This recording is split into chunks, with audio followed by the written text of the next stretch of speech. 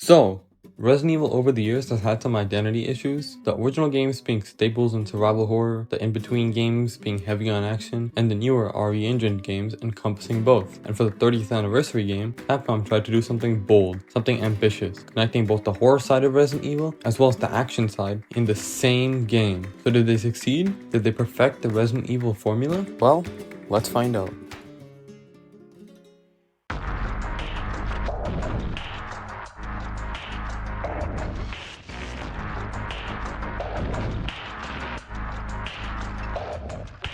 Now before we get into it, I just want to say there's no spoilers in this video until later. I'll warn you then, but I might show some footage of some areas not in the trailers like Raccoon City, purely for gameplay purposes. Nothing major until the story section. The only story mentioned until then will be the stuff shown in the trailers and before launch previews, so let's go. This game features two protagonists, Grace Ashcroft, who's a newcomer to the series, and Leon S. Kennedy, who we already love. Let's start with Grace. Grace is a very good character in this game. Before the game came out, I was worried that she would get very overshadowed by Leon, Raccoon City, and the love we already have for that side of Resident Evil. But they were able to make her very compelling. She represents the horror side of this game, which they did an incredible job with. First of all, you don't get a huge abundance of resources with her. She has the Resident Evil 2 and 3 remake style of inventory, and her gameplay utilizes the survival horror focus extremely well. Her crafting involves using blood you collect from enemies you kill, or blood from already dead enemies.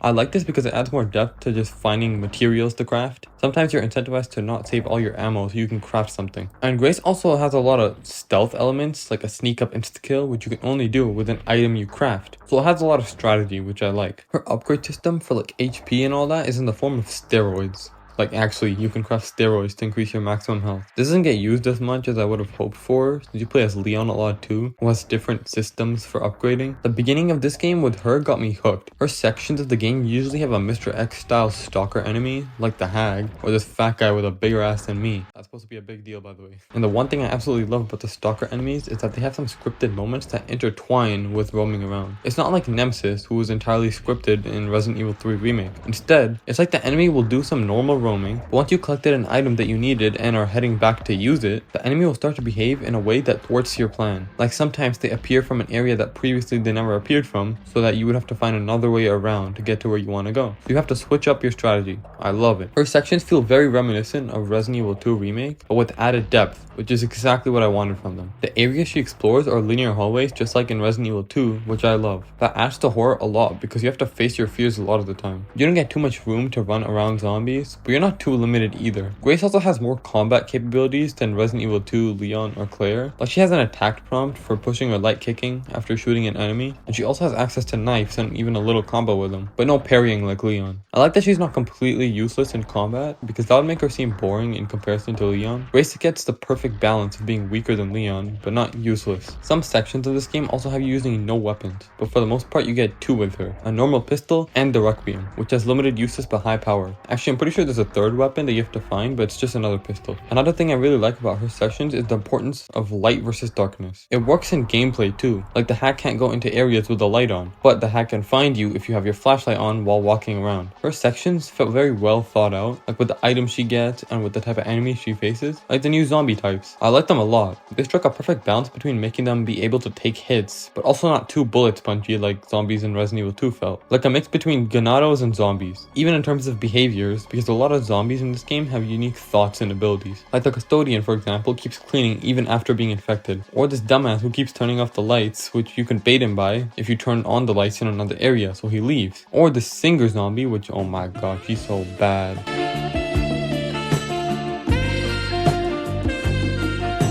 It's ingenious, but I was a little let down because after the start of the game, these unique zombie types kinda disappear, which isn't the biggest deal because Grace's first major playable section is incredibly long. It might be longer on its own than Resident Evil 3 Remake was in its entirety, which is wild. Let's talk about the switching more in this game. So you start as Grace, going back to the hotel that your mother Alyssa Ashcroft was murdered, to investigate the case of some suspicious deaths happening. I like these intros with big text. They usually do the big text in the initial moment of playing them, and big moments later. After that, you play as Leon for the first time, who is incredibly fun. Leon's sections are also focused on horror, but only for the enemies in his path because they're about to get fucked up. Leon is the perfect evolution of the Resident Evil 4 combat, especially from the remake. They made some subtle but tight changes to make his combat feel even more fun, one of which is utilizing the environment more. The way you're able to grab objects you find, kick zombies to the walls, and even kill them with the axe, do different attacks based on it, it's amazing. And yeah, Leon has an axe now. I was kinda sad Leon didn't have a knife anymore, but the axe is sick as well. And a concern of mine going into the game was that you can repair your axe's durability whenever you want to. I thought that would make it feel a bit too OP if you can always parry and it'll never actually be unusable. But no, you get so many enemies thrown at you that the cooldown of repairing the axe is still pretty stressful. Parrying is still amazing from Resident Evil 4 Remake, and also I think only Leon can dismember other zombies, unless maybe you use the Requiem as Grace. His arsenal of weapons is great, and Leon gets these cool ass finishers. He kicks ass like he's Zack Snyder's Batman, just absolutely not pulling his punches. Or he's fucking up zombies like he's Kratos, I love it. If Grace represents controlled fear, Leon represents over the top crazy action chaos. Leon also gets his iconic case inventory system, as well as a new RE4 type of merchant system. This system works with a focus on kills to get your currency, and that's really cool. It's introduced kind of late into the game though, but it's the major focus on the bigger Leon sections for upgrading. With Leon, they really succeeded with his cool boy action movie set pieces while making him a down-to-earth character who hides his past trauma with confidence and dad jokes. You know, I do have a question. When's the last time you brushed your teeth?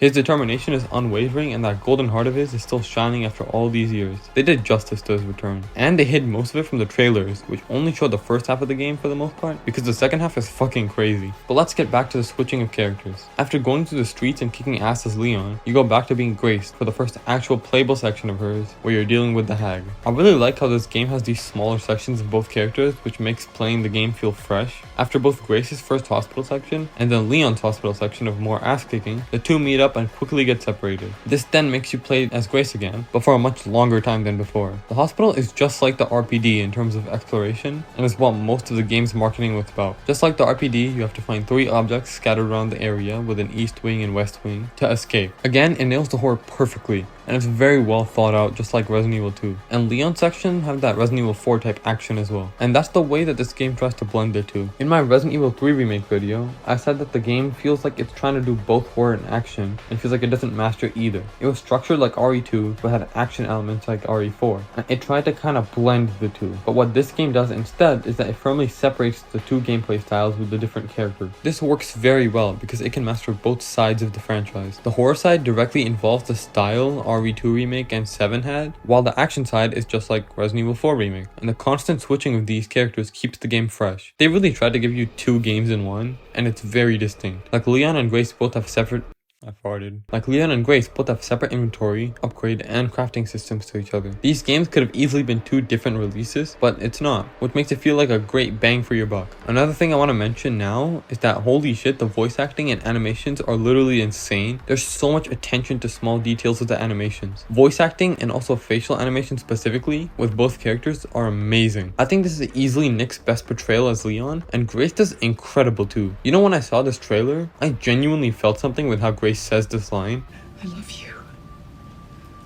I love you too. Okay. Mom, I'm scared. No. We need to find a way out of here now. But we don't have any of our stuff, We Mom. can come back for it later, Grace. This type of fear is so realistic, and they cooked hard with the voice acting. But then, after the long Grace section, you play as Leon again. For only about 20 minutes? Sure, the 20 minutes were fun. You got to fuck up all the enemies that caused you problems as Grace, but it's extremely short. You go back to another major Grace section. Okay, that's all fine and dandy. Grace is fun, and the developer said this game is roughly 50-50 in terms of how long you play as both characters, so this is fine. After the second major Grace section, you get to go back to Leon, and this game does a great job at making you miss playing as the opposite character, so when you switch, it's pretty fun. Just go ham on everything in your path as Leon. But then, you go back to Grace after just 20 minutes of Leon. again. And this is where I had the thought that maybe this game wouldn't have a lot of switching between the two like I initially thought. This first half of the game is very Grace focused, and that's fine because we all know that the second half of the game is going to be heavy with Leon's time to shine in Raccoon City, but that makes this chunk of the game feel pretty inconsistent. Leon is mowing down enemies a lot in his sections, so you very easily notice when the game takes him away from you after just a few combat encounters. I'm not even joking, this section with Leon where you're sniping, right afterwards you fight maybe like 10 zombies at most, in 2 separate fights that are just separated by 1 cutscene. And again, Grace is fun, but also Grace's sections can be very stressful, so a perfect way to balance it out, which everyone assumed they were doing, was that they'd switch often, and they don't. But it's fine. They get to spend time to flesh out these characters in long stretches of playing them. I guess that's not all bad, and these Grace moments do get cool. The game gets pretty deep as well. They don't tone down on the gore or heaviness of violence or anything, which is good. And in the middle of the game, you get a big moment as Grace where you confront the major obstacle in your path so far. And this moment is incredible because it's followed up by a very heart-wrenching emotional scene, one that I couldn't stop thinking about. Grace is also affected by it so much to the point where she kind of gives up. And that moment made me really like Grace and her journey so far.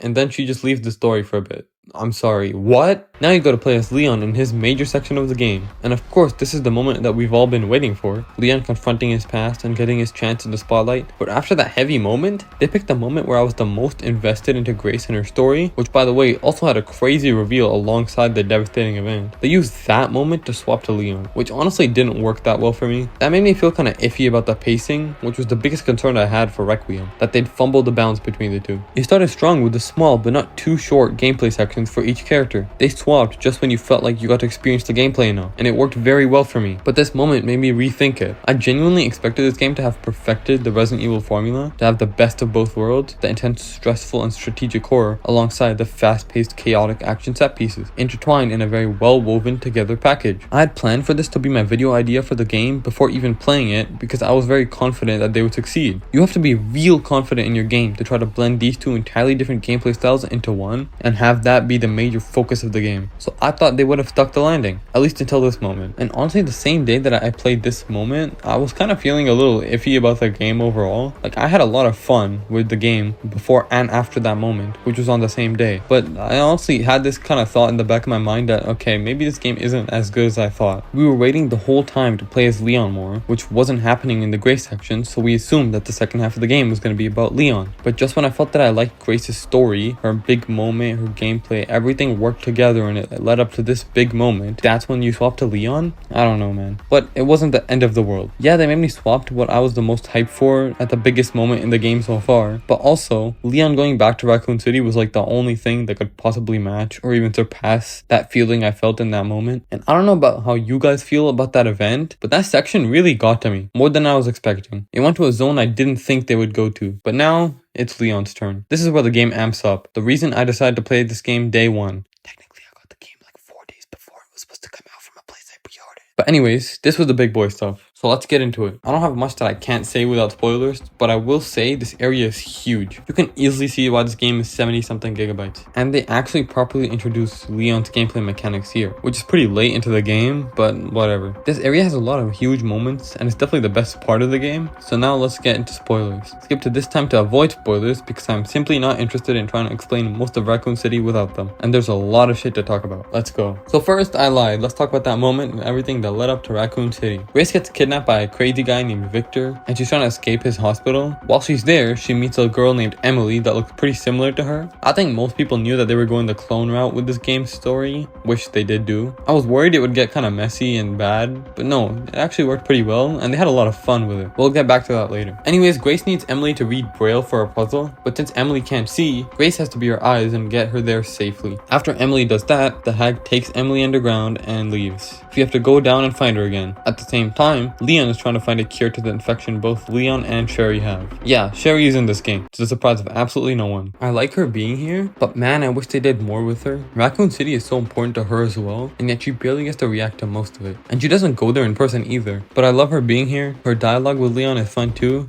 Don't do anything stupid. Me? Never. Just don't do anything too risky, yeah? Me? Never. and it makes perfect sense that she would work with him after everything. Anyways, Leon realizes that Grace kind of matters for this T-virus mutation, so he's trying to save her now. Grace saves Emily and they escape the hospital in a chopper with this guy, but it crashes and this guy dies. Emily gets hurt too in the plane crash, so as Leon, you have to protect them for just like 20 minutes again, and while he does that, Grace has to directly confront the hag after taking the hurt Emily to safety. And damn, it's so cool. It finally made you feel cool as Grace, like she fought back a little for the first time because she's so determined to help Emily. Like she got over her fear a little. This is absolutely the best moment for her in the game. And then Grace goes back to Emily, who isn't moving, and Grace is panicking so much. Again, the voice acting is so good. Grace is so well done. And Emily does wake up, but then she mutates into a creature too, and Leon arrives. Leon knows what he has to do. He's had to live through this hundreds of times. Marvin, the president in Resident Evil 6, he's been through this. But Grace hasn't. She can't just accept it like he can. Grace is begging Leon to stop, but Leon has to kill her.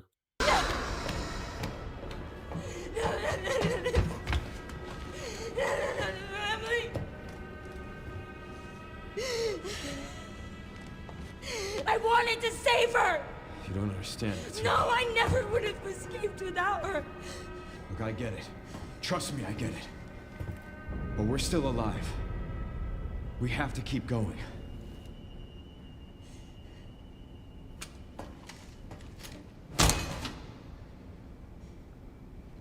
No. I didn't expect that at all from this game. She was just a kid, and this leaves Grace completely broken. Her one goal was to get Emily to safety, and now she has nothing to really move forward for. And then right after that, Victor finds her again, and alongside, someone else shows up. Wesker? And not just him, Spencer gets mentioned too. This game is very much a sequel to classic Resident Evil in terms of story. And now is when you go to Leon, after all that crazy shit. I mean, sure. Another complaint I have about this moment, besides just changing to Leon when the story mattered the most for Grace, is that the shift to Leon is kind of confusing. They don't really say Leon is trying to save Grace. No, he just goes to Raccoon City. And I swear I thought I missed a scene in between. But I mean, fuck it, whatever. Now let's get to him. First you go to East Raccoon City's streets, not the RPD yet. And after those long stretches of Grace, you know you're not going back to playing as her anytime soon. Which, while I don't really like that much, I'm kind of glad that you know what you're in for a while. So as Leon, now the game really opens up. You find a bunch of BSAA equipment and shit, which is the new merchant system I mentioned, and they immediately make you feel just as cool as Resident Evil 4 Leon. You fight a giant ass spider, go on zip lines, fight on unstable buildings, shooting windows to make enemies fall, explosions happening all the time, and get a motorcycle. Holy shit, I didn't know how badly I wanted Leon on a motorcycle. Like, look at this shit.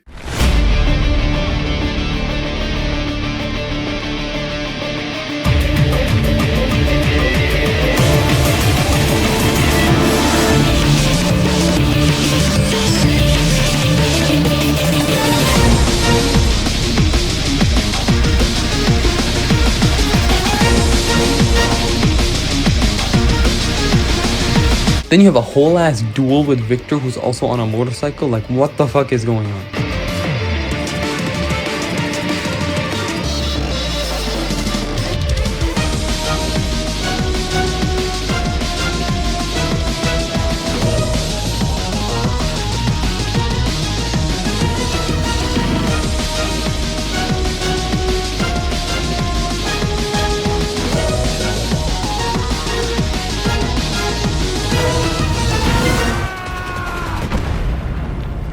This is sick. They didn't back down at all from the over-the-top silliness that everyone expected from Leon. And right after that, you get to the RPD. Like, damn, this game just keeps moving. And of course, this is the big moment. Leon immediately starts remembering what he went through in Resident Evil 2. This place means a lot to him. This is where everything began for him. And now he has to confront his past, which never stays buried, as he's learned very well. And wow, they were so faithful to Raccoon City. The RPD has so many little secrets and Easter eggs. Obviously some Mr. Raccoons, which are literally everywhere in the game. The welcome Leon sign is just in the main hall for Leon to find. They literally have the Tofu from Tofu Survivor peek at you from the window. This is completely missable. I just randomly walked back here and saw it.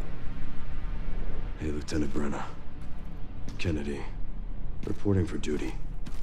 They really cared with Leon, and I love it. Some of your paths here are changed up too. Like, remember in Resident Evil 2 when you walked to the second floor of the library and it collapsed under you? Well, now there's a bookshelf that fell over it, so you can get to the other side. Or when you have to use the jack handle in the library to get to the clock tower in Resident Evil 2, now you need that same jack handle again to open up the areas. They did such a phenomenal job. Anyways, Wesker, who's actually just a clone of Wesker named Zeno, is talking to Grace in the East office. So you get there and see a bit more of Grace's lore stuff. You play the section which is very reminiscent of Sherry's section in Resident Evil 2, where you don't have any weapons and you have to hide from the enemies, which are these robotic experimented clones. You are also playing as a Grace clone in the orphanage and stumble upon the lab where the Grace clones were made. Grace then has an existential crisis and faints from watching because she thinks that she's a clone too. This was like the only horror Grace section present when you're in the Raccoon City section of the game, and it's not even Grace who you play as. Plus, it was like really slow. Like you had to hide and wait for the evil clones to leave areas a lot, like for multiple minutes. So the pacing issue still kind of persists, but hey, it's whatever. Leon listens to the whole moment and confronts Zeno, who has the Wesker dodging powers. And then Zeno does something that I've always had in the back of my mind since I played Resident Evil 2 Remake for the first time. That game gave me a level of fear that I just never forgot. Those footsteps, the constant worrying, and now in Raccoon City, you have to relive it. He brings back Mr. X. Holy shit. I was squealing with joy like a giddy kid on Christmas when I saw this motherfucker who I hate more than anything. And he enters the same way as the ending of Resident Evil 2. I'm actually gonna bust. Oh my god. Zeno escapes with Grace and now Mr. X is on your ass.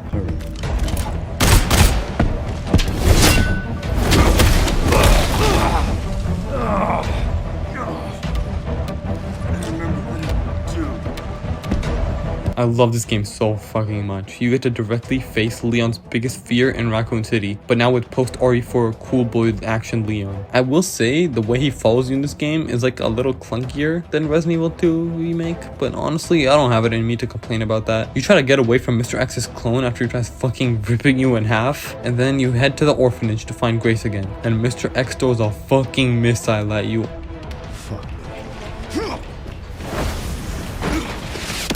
Now you get to fight him as his final form, just like at the end of Resident Evil 2 Remake, with his trench coat burning off, and kicking his ass has never felt more satisfying. Thank you Capcom for bringing him back so I could kill him again. I'll stop you as many times as I have to. I really liked how that was implemented. It was a clone, so it didn't feel like it was just fan service, even though it kind of was. It felt like them having fun with the idea of a clone, which was an easy way for them to make me get on board with the whole clone idea in the story. Then you go to the center of Raccoon City through more iconic areas of Raccoon City, like the orphanage and the subway from Resident Evil 3. On the way through, Leon also visits Kendo's gun shop. This is another essential moment of his Raccoon City time, how much pain and suffering had to happen and how he couldn't stop it. He saw it directly when he talked to Kendo. He knows how much pain that others also went through, just like him, and they lost their lives for it. So he promises to never let it happen again and continues forward. I'm so sorry. They did such a good job with Leon. This moment reminds us that he's not just an action hero movie man making dad jokes and one-liners. He's a character that went through a lot of trauma, yet he keeps going. While you continue on the train to cross a crater, you fight Plant 43 and its kids. What the fuck did I just say? They never slow down with Leon's cool fights and callbacks. And now we get to the usual Resident evil scientist lab called ARC, which was hidden deep underground after the fall of Umbrella and Raccoon City. This was where Spencer's last creation, Elpis, was made, which is what Victor and Zeno were after. And only Grace can help them get it. Leon finds Grace and Zeno in the middle of ARC. Grace has to put in the right password to retrieve Elpis or else the place goes kaboom, and after a little scuffle with Zeno, both of them fall to the depths of the lab. Now Leon is getting real close to dying. The virus is in stage 3 and he's hella weak now. I think they kind of forgot about the virus and Raccoon City survivors having the virus partway through the game. Like Leon is just fucking up zombies in this game with no issue, and at the end they're like, oh yeah, he's supposed to be dying. But whatever. You finally go back to Grace and, well, the section's actually pretty good. It was just the right amount of length of time, and it's really well done because it's still scary with the lickers. But by this point of the game, having another stalker type enemy like the Hag would probably get too annoying. Like you just played as so much Leon, so adding a lot of stress like those sections would be pretty rough to go back to, so they don't do it. They just make you a little scared. And even up to this late in the game, they're still showing you new mechanics and items. And it ends with a bit of a lore drop with Grace about Spencer in an interview with Alyssa. Also, when I heard that Alyssa was dead before this game came out, I was like, yeah, no way. They're not gonna kill an OG Resident Evil character. But no, she actually dies, which I kind of respect them for doing. And like, damn, it's more violent than I expected. expected, I would be traumatized too. After that gray section, you go back to Leon. Oh my god, how many times have I said that in this video? And it's also a perfect length of time, just like the last gray section. They really locked in for the pacing of switching between the two at the start, but especially the end of the game. The middle chunks of this game just lean heavy into one of the two gameplay styles, while I think the end especially kept the balance I expected from switching both styles. Also, Leon's new last minute mechanic is called dying. This game straight up just takes shit from other Resident Evil games as well. Like this whole section from Resident Evil 4, I kinda like it. And also, you get a knife fight with, wait, was that Hunk? Holy guacamole. They brought back the RE4 Krauser knife fight in the form of an axe fight with the commander, who seems to be Hunk. He even tries to do this shit, that's definitely him, but Leon fucks him up. I love this fight and I did not expect him to show up. My guess is that this is a clone of Hunk. I think this is a good way to let you fight him and beat him without destroying Hunk's legacy of being the Grim Reaper. You also get his axe, which nice. After that, you get the final Grace section, where she finds out that she was Spencer's last hope for salvaging something positive out of his terrible life when it was coming to its end. Grace isn't a clone, just a normal kid that was Spencer's last legacy, his hope. Everyone thought that she was the key to Elpis, the clone done right, but no, she's just a normal human. And now she has to solve the question in the middle of arc. What did Spencer decide? That's how you decide what to do with Elpis. And now, what everyone was curious about for this game. Will they kill Leon, the protagonist, whose fans have been following him for almost 30 years? Yeah, they killed him. In one of the endings. Yeah, this game has multiple endings. It kinda makes sense here though. If you decide to type destruction for the prompt of Elpis, Ark starts crumbling because it's the wrong answer. And so Zeno is pissed, and Leon fights him to let Grace get away. But since this guy can teleport and regrow limbs, there's no chance Leon can fight him while he's on his deathbed. So Zeno 200 pumps Leon, while a chopper from Cherry comes to save Grace. This is the bad ending, but the game lets you pick the other ending as well. If you type hope into the prompt and release Elpis, well, it's a different conclusion. Elpis was actually a cure, not another virus. It was Spencer's atonement for what he did, and Zeno takes it like a dumbass because I think it'll give him a bigger dick or something. Well, surprise, it got rid of his powers, and then Victor shows up again with tentacles and kills Zeno. I'm a little disappointed with that ending for Zeno. I actually wish we got to fight Zeno as a boss fight. Having a Wesker clone is such a good opportunity to fight him, but no, we don't get to, unfortunately. Anyway, Grace injects Elpis into Leon after she gets hurt by Victor too, and now it's time to fuck up Victor one last time. This fight is actually kind of like the final boss of Resident Evil 3 remake during the second phase, which was definitely one of the better parts of that game. They even call it a nemesis. The first phase though feels like I'm fighting zombie Dr. Octopus, and when you win, Leon sits down next to Grace. Ark is collapsing above them, so they accept that they're gonna die with no way out. And I like how these two respect each other now. Grace proved herself to both her and Leon. She was determined to help even when Leon told her not to, and Leon was fighting till the end.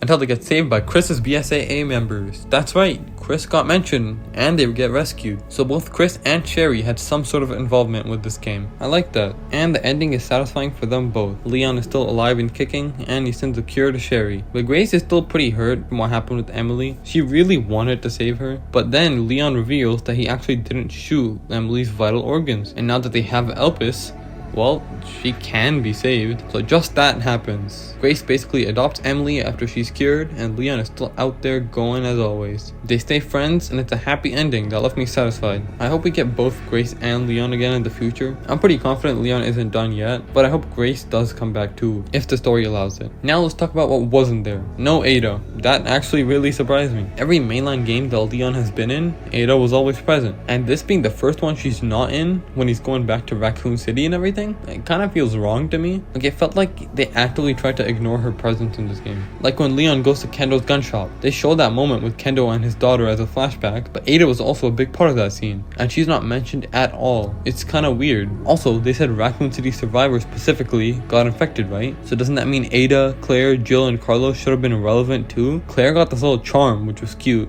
but that was it for her. I think it would have made a lot of sense for any of them being present, or at least mentioned. Like, maybe you just mentioned Claire in like one random line of dialogue, like they did with Chris. Like, he wasn't physically there, but he was mentioned. But hey, it is what it is. I won't lower my score for it, obviously, since it doesn't matter that much. This game can stand on its own, which I do respect, but having them would have been kind of cool. Here's my guess. I think that Ada will be in the game, but as DLC. She's a pretty easy selling point, like how we saw with Resident Evil 4 remake, and the devs know people expected her. Is that cope? Probably, but that's just my guess. Also, Leon didn't crash his car like he's supposed to. What the fuck, Capcom? It's funny because the fan service shit I expected didn't happen, like with Ada, but the ones I didn't expect at all happened, like with Hunk and Mr. X. Overall, I do like the story. I think they kind of lost me there for a bit in the middle when the survivors and Leon being infected was kind of forgotten about, but I care more about the gameplay than story anyways, and the story itself is solid enough. Also, like I said, the ending pacing felt much better of the switching between the two characters. The start and end of the game had better pacing, and the larger stretches of playing as both characters will probably feel better in subsequent playthroughs. I do think that this game is one of the most replayable in the series. So much can be done different in your playthroughs. Grace's sections have so many different strategies you could do with like the different zombie behaviors and all the items you can get. Obviously like Resident Evil 2. And Leon's gameplay I could do forever with the combat. Plus you have the whole first person and third person mode, and I think it works really well. I really want a mercenaries mode in this game also, and it is kind of sad there isn't one. I hope Capcom does support this game a bit more. Maybe they add VR support because the RE games in VR look sick. And of course, DLC would be amazing. Any missed opportunities I felt were in this game could be rectified with DLC. And maybe I'll make a video on a potential DLC idea. I have a few roaming around. The music in this game was pretty good. Leon Section's music made him feel so badass, and Grace's is more background music, just like RE2. But the stalker enemies have their own unique music, just like RE2. Also, when a zombie finds you, there's like a little alarm sound. Just like, oh wait, no, that doesn't happen in Resident Evil 2. And this game has both third person and first person as options. I played this game with both characters in third person, which I was a little reluctant to do because I heard Grace was more designed for first person. And also I heard that like in the Resident Evil 8 DLC, when they gave you the option to play that game in third person, it felt kind of clunky. But this game felt perfectly fine in third person too. It didn't feel clunky, and I just wanted to test how it was because I think if you're offering third person as an option, it should be good. And it was. It's kind of funny though, because a few cutscenes just put her in first person anyways. It's not that many though. Third person has its own cool elements, like getting to see Grace stumbling around from fear. And if you have like a laser sight with Leon, there's a setting for that, taking you into first person as well, specifically for using it. In some Leon sections as well, the camera really zooms out. It's pretty cool. I have no clue how this works out in first person, but I would love to try someday. The graphics are also incredible. I played this game on just the base PS5 and damn, it's gorgeous. Not just like resolution, but everything. Lighting was beautiful, and the world and character designs are awesome too. But if I'm gonna be a little critical about a few smaller things in this game, I'm gonna say for one, Leon's case system was almost completely irrelevant while I was playing. I barely noticed that I even had an inventory system sometimes. You can upgrade the size once, which I did do pretty quick. But in Resident Evil 4 Remake,